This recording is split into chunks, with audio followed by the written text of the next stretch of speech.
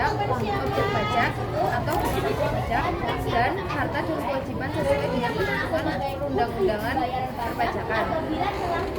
Yang kedua, ada fungsi SPT bagi pengusaha kena pajak atau PKP. Bagi wajib pajak negara, fungsi surat penerimaan SPT adalah sebagai sarana wajib pajak untuk melaporkan dan mempertanggungjawabkan perhitungan jumlah pajak yang sebenarnya terundang untuk melakukan tentang yang pertama, pembayaran atau pelunasan pajak yang telah dilaksanakan sendiri atau melalui pemotongan atau pemotongan dalam 1 tahun pajak atau bagian tahun pajak. Yang kedua, penghasilan yang merupakan objek pajak atau bukan objek pajak. Yang ketiga, harta dan kewajiban. Yang keempat, pemotongan atau pemungutan pajak orang atau badan lain dalam 1 tahun masa pajak. Yang kedua, ada fungsi SPY bagi pengusaha kena pajak. Bagi pengusaha kena pajak, fungsi pemberitahuan adalah sebagai sarana untuk melaporkan dan mempertanggungjawabkan perhitungan jumlah PPN dan PPNBM yang sebenarnya tersetang dan untuk melaporkan tentang yang pertama, pengkreditan pajak masukan terhadap pajak keluaran.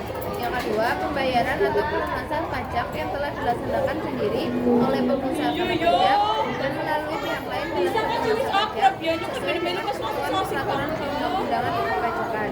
Selanjutnya yaitu fungsi SPT bagi pemotongan atau pemungutan pajak.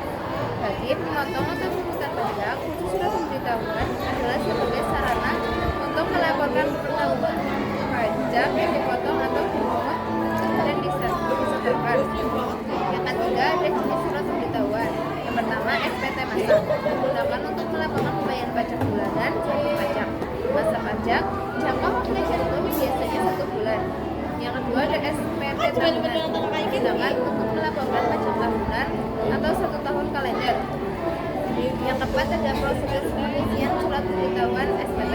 Kebetulan berikut SPT dapat berupa formulir kertas atau dokumen elektronik yang diunduh oleh wajib pajak. Yang kedua, ada tempat pengisian dapat dilakukan di kantor pelayanan pajak atau di situs Direktorat Jenderal Pajak. Yang ketiga, ada bahasa dan mata uang. Yang keempat, ada tanda tangan. Dan yang kelima, ada lampiran bukti atau dokumen. Yang terakhir yaitu ada bentuk surat pemberitahuan. Setelah memahami pengertian SPT, SPT digunakan terhadap wajib pajak orang pribadi, wajib pajak badan, dan wajib pajak untuk kebutuhan lainnya. Dari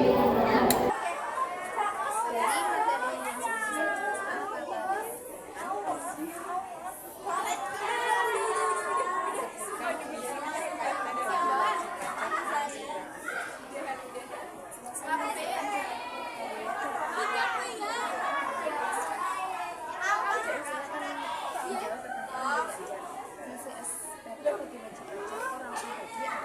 sebagai sarana untuk melakukan pertanggungjawaban melakukan pembayaran atau pelunasan pajak yang telah dilakukan sendiri maupun melalui pihak lain dalam 1 tahun pajak, melaporkan harta, kewajiban, serta penghasilan yang ditarik.